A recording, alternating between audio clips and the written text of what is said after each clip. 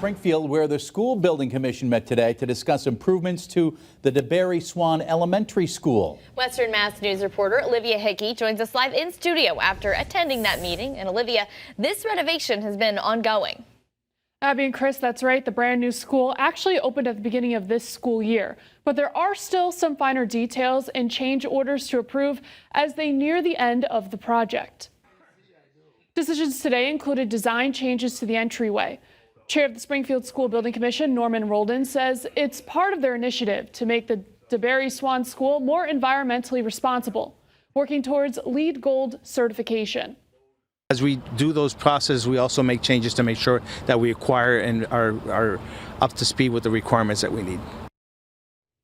Also in attendance at the meeting, School Superintendent Daniel Warwick. He says the district has almost $1 billion in school building projects in the works, the most in the state, which he takes great pride in. He tells Western Mass News they're already looking at their next projects, including the new Harena School.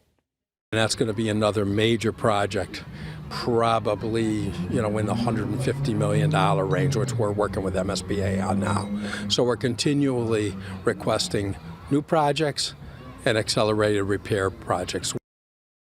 So what's next after the change orders are approved? They're processed and that work begins. Roldan says they always want to hear the thoughts and concerns of students and teachers in order to keep buildings safe and comfortable. Reporting in studio for Western Mass News, I'm Olivia Hickey.